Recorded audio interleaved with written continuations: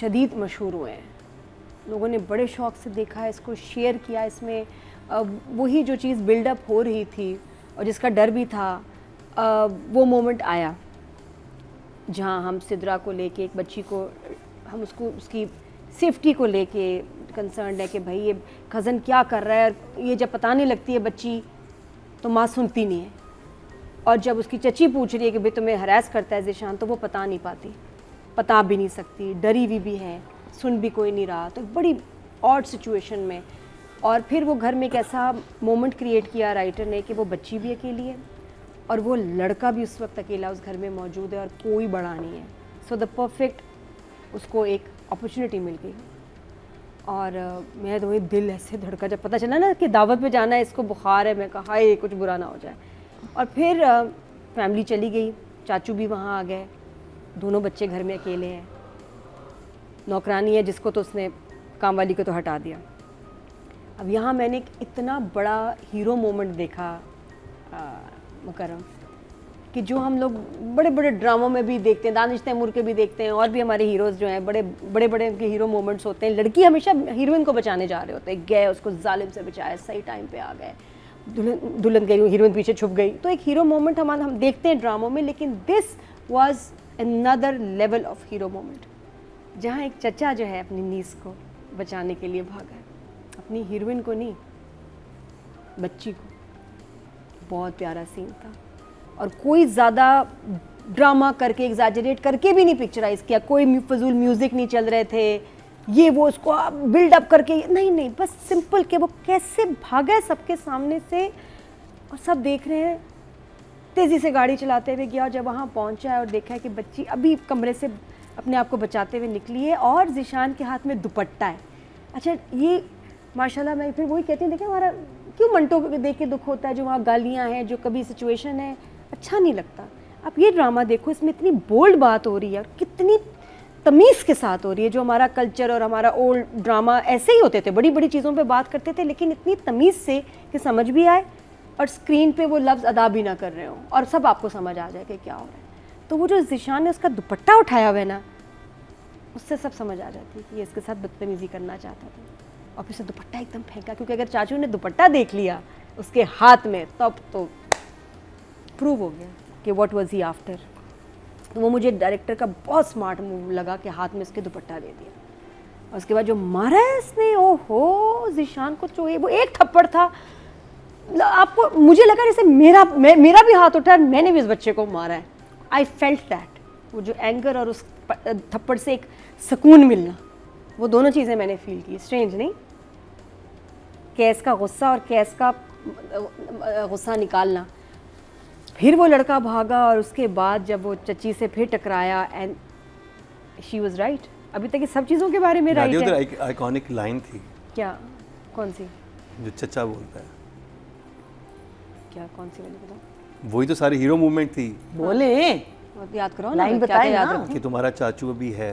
वो तो हाँ, वो तो उसके बाद बच्ची को कहता है, बिल्कुल ये कि अभी तुमने नहीं बहुत नहीं, उसने उसको सही बचाया यार, सो ब्यूटीफुल। और फिर चाचू वाली बात है कि तुम्हारा चाचू अभी जिंदा है, डरना नहीं। और उसको बार बार यही कह रहे हैं कि डरना नहीं है। मुआवरा की बड़ी प्यारी लाइन है, वो जिस तरह से कही थी ना, आई थिंक दैट बहुत अच्छा था। इसके में बड़ी इंपॉर्टेंट लाइन है कि हम इसलिए डरते हैं क्योंकि हम इसलिए डर जाते हैं, क्या कहते हैं लोग, हमें इसलिए डराते हैं क्योंकि हम डर जाते हैं, तो डरना नहीं चाहिए। फिर यहाँ नए घर की जो है, जो यहाँ एक बड़ा इसमें एक रिलीजियस पॉइंट भी उठाया कि जी अलग घर लेना क्या शरई तौर पे जायज़ है, अलाउड है, नहीं, उसका भी आपको जवाब दिया कि आपका हक है, जो ड्रामे में बताया, आप डिमांड कर सकते हैं, कोई बात नहीं। प्राइवेसी की रिलीजन में बड़ी इसको इम्पोर्टेंस दी है, लेकिन कल्चर में नहीं, जो स्पेशली जॉइंट फैमिली सिस्टम में इसको अच्छा नहीं समझा जाता। तो फिर वो वहाँ से देखा कि जी फैमिली का क्या रिएक्शन था कैस के लिए। और फिर सिद्रा की एक्टिंग, सिद्रा की माँ का, राशिदा जी के एक्सप्रेशंस, फिर बेटे देखो ना, तो मुसीबत क्या है कि बेटा कितना भी बड़ा क्राइम करे, रहता वो आपका बेटा ही है, और माँ के लिए उसको एक्सेप्ट करना और उसको सज़ा के लिए पेश कर देना बड़ा ही बहुत मुश्किल काम है, जिसमें हमने देखा भी कि अब वो उसको हर तरह से प्रोटेक्ट कर रही है। बाप का नहीं, बाप का तो दूसरा एंगल है कि जायदाद ना चली जाए, बिजनेस ना चला जाए। माँ का बस ये कि वो भी डिलेमा है इसका। तो अब वो जो अब सवाल सबसे बड़ा उठा है इस ड्रामे में ये कि जब दो कजन्स के दरमियान बदतमीजी एक ने दूसरे के साथ की हो, उसकी इज्जत पे हमला किया हो, तो क्या आप दोनों की शादी करा देंगे? Is that the solution? बहुत बड़ा सवाल है। अब ये सो एक्सेप्टेड जी, और होता है, हाँ, होता है हमारे घरों में, हाँ, कितनी दफा हुआ ऐसे। तो क्या आप अपने रेपिस्ट से, असॉल्टर से, हरासर से शादी करेंगे? क्या वो जो ट्रॉमा खत्म हो जाता है, क्या उससे मोहब्बत हो सकती है? ये एक बहुत बड़ा सवाल है। और क्या ये फैमिली अब शादी होने देगी और ज़ीशान और सिद्रा मान जाएंगे, उनके माँ बाप मान जाएंगे? तो ये बहुत ही ज़बरदस्त सवाल। माँ बाप ही तो करा रहे हैं जी, रूल्स उसके साथ जी रहे होते हैं और उनको लगता है कि यही सही है। अच्छा, अब किस घर में जो है बुजुर्ग स्ट्रांग होते हैं ज़्यादा, जिनकी चलती है, जिनकी सुनी जाती है? कौन भला? the ones who have the जो बिल्कुल जिनके हाथ में माल है, जिनके हाथ में बिजनेस है, प्रॉपर्टी है, वो अब्बा जी की सब सुनेंगे। अगर अब्बा जी के पास ये ना हो और बच्चे काम कर रहे हो, फिर आप देखें ऐसी वो कैसी जॉइंट फैमिली होती है, उसमें अब्बा जी के कमरे में नहीं कोई एंटर होता महीनों।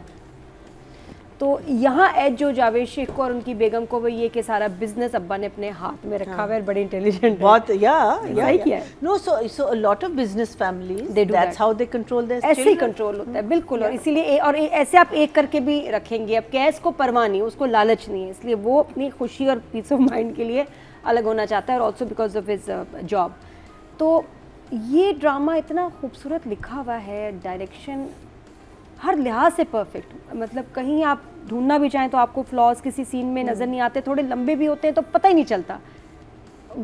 OST बहुत प्यारा है, इट्स सो नाइस, बहुत सही जगह आता है, बहुत कम म्यूज़िक आता है और बहुत प्यारा लगता है। मतलब मैं एक एक कैरेक्टर के लिए जिस तरह हर एक की जो प्रोग्रेस कर रही है स्टोरी बहुत खूबसूरत है, बहुत ही अच्छी है। मेरा तो ये फेवरेट ड्रामा है। और ये जो क्वेश्चन है सबसे बड़ा वही, अब उसका क्या जवाब होगा ये।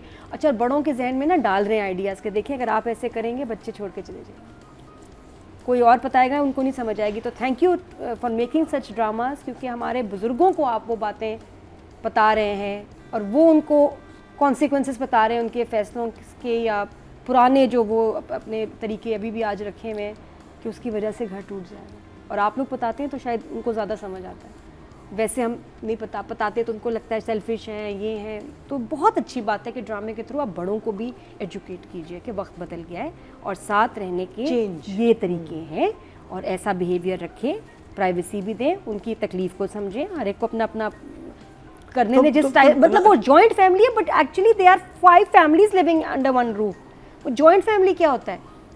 5 फैमिलीज होती हैं, 4 या 3 जितने भी लोग रह रहे हैं, वो फैमिली है अलग से, उसके अपनी रिक्वायरमेंट्स है, अपने मसले हैं, अपने स्टाइल है, अपनी रिक्वायरमेंट्स है।